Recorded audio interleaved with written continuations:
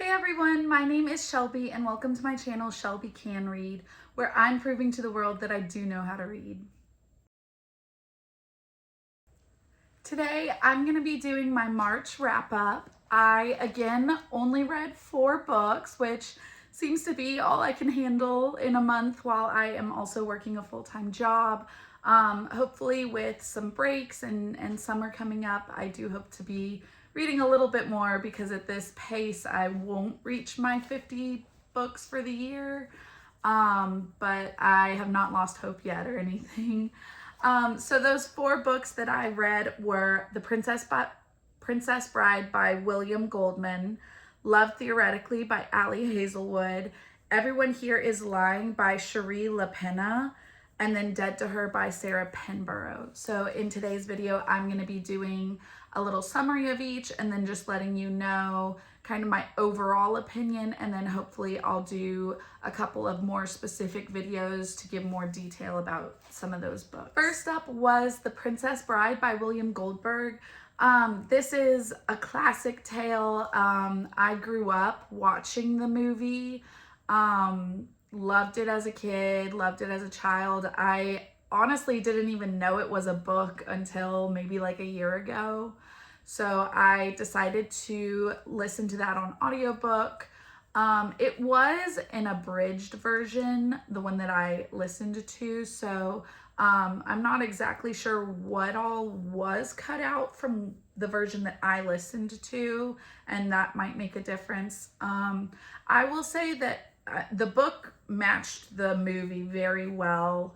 There were only like a few small changes, and again, that could just be because this was an abridged version, and so they cut out parts that didn't match the movie. I'm not really sure.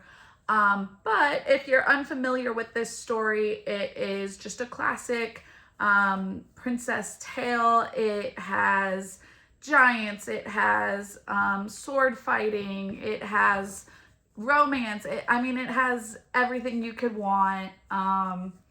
It is just a magical story about a Princess Buttercup. Well, she doesn't start out as a princess, but she is supposed to marry and become a princess. But she is in love with the farm boy who then goes off and is killed by a pirate, and then the dread pirate Robert comes back for her. So that's all I'll say about that. If you haven't seen it, definitely recommend the movie. It is just a classic. The book was good. It was decent. I didn't really feel like it added anything to the story for me, and I honestly kind of felt like I was just rewatching the movie as I was listening to it. And there's nothing wrong with that, but because of that, I didn't really feel like this book was, anything more than just average. I gave it 3 stars, but classic tale. The next book that I read was Love Theoretically by Hazelwood, and I already know what I'm about to say is gonna make some people very unhappy, and that's okay. I had read Love Hypothesis kind of when it was first becoming big and popular, and I liked it. It was fun. It was cute. Now, several years later, I just read Love Theoretically. Let me do a summary first. This is about a grad student or associate professor, something like that, who is a chronic people pleaser, and that's her only personality trait, is that she is a people pleaser. To make ends meet money-wise, she does this fake dating app where she will pretend to be someone's girlfriend when they have to go to a work event or something like that. And so she has this one regular who she pretends to be his girlfriend, and the guy's brother, they don't get along. But then it turns out that he is one of the main professors at this university that she wants to become a professor at, and he's part of the committee that's like helping them decide if they should hire her or not. And I found it to be way too long. This book was almost 500 pages, and there was nothing said that needed to be 500 pages. I mean, it was a cute little romance, but like this could have been a novella, because this main character absolutely drove me nuts, because the whole entire book she's like, I know all I do is pretend to be someone so that people like me, and I analyze everyone to decide which personality I should use at any given moment. And that is literally repeated so many times throughout the book. It is so annoying. I got it the first time. You know, if you really want to recap, do it. Tell me a second time. Give me one more time. But after that, it just becomes annoying. And then the male character, I didn't feel like had much of a personality at all, other than him wanting to just understand her, and he's the only one who gets her. But it wasn't very well done, in my opinion. I think I gave it maybe 2 stars, maybe 1. I definitely was not a fan. It took me forever to get through this book. And, you know, some of the romance was decent, but I, again, don't think it needed to be that long. It just didn't give anything substantial to me. All right, next up is Everyone Here is Lying.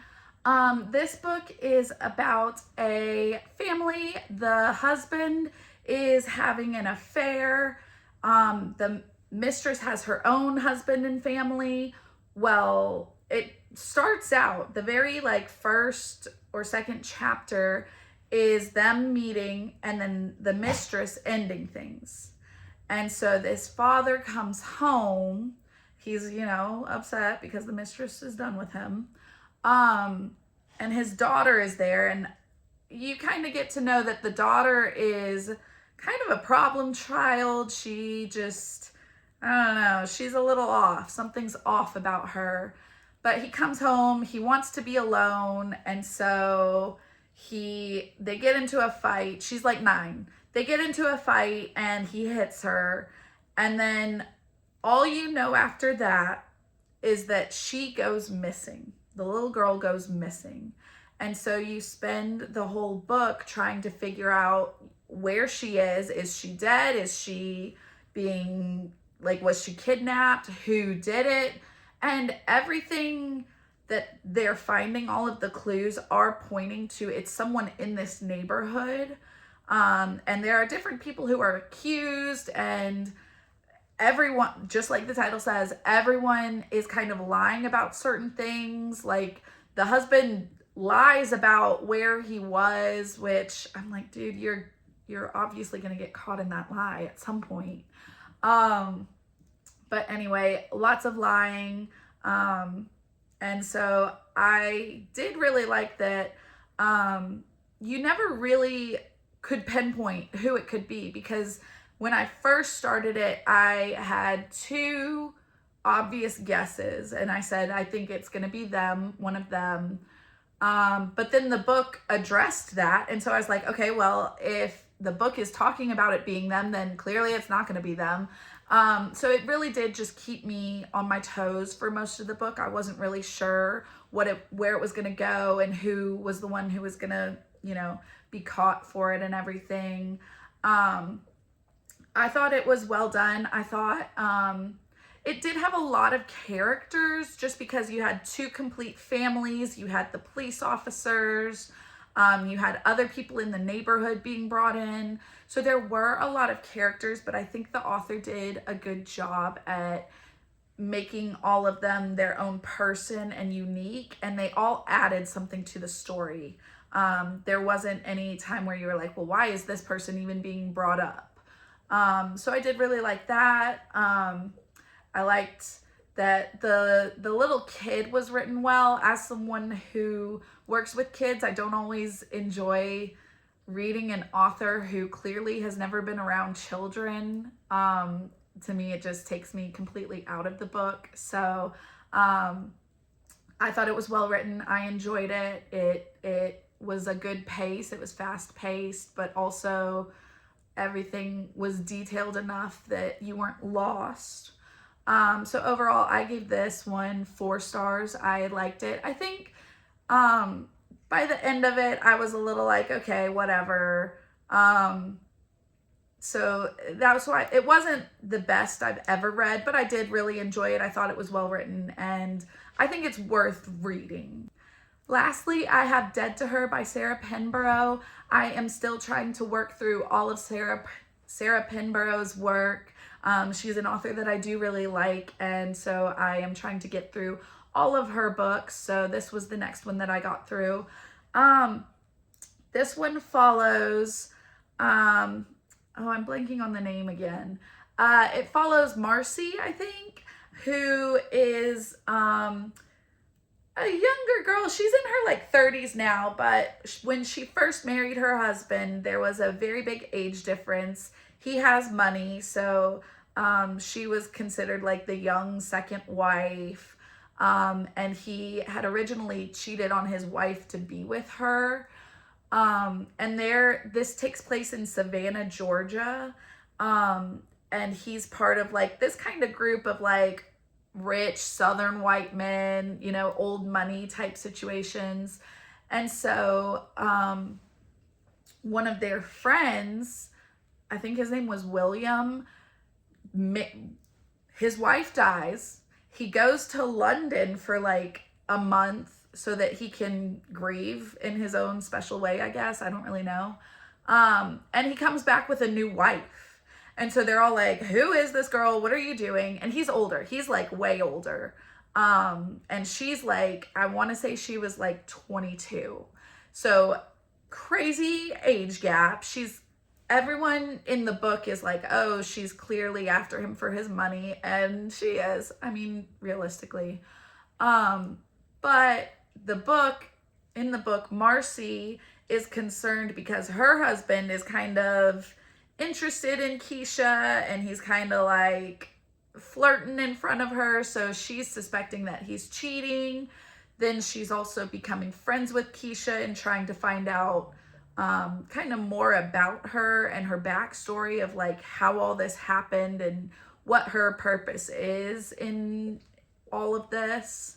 I will say this was not my favorite by Sarah Pinborough. I would really only give this 3 stars. It just felt a little all over the place, and I think with Sarah Pinborough, I'm used to everything kind of linking back and connecting by the end. And in this one, it just didn't really feel like it came full circle for me. It just felt like there was a lot of mention of like voodoo and witchcraft and magic kind of stuff. And then it was brought up, but I guess I just wasn't the biggest fan of how it was done. So it just came out as average for me, which was, I will say, a little disappointing. It's still an average book, but it was just disappointing because I am such a fan of Sarah Pinborough. And I wanted a little more from the book. And I think part of it is I'm not always the biggest fan of like this, the domestic part of like, oh, she's just the young girl who married the old man for money. Like that's, I don't know. It's too common in stories, I guess, for me to really enjoy it that much, unless you're really going to add something unique to it. And I didn't really feel like there was enough that was unique to this story. All right, those were the 4 books that I read in March. Like, comment, subscribe. Let me know which ones you do want to hear more about. I'd love to go a little more into depth in some videos about some of these books. So let me know if any of them interest you, if you want to know more about any of them. Thanks.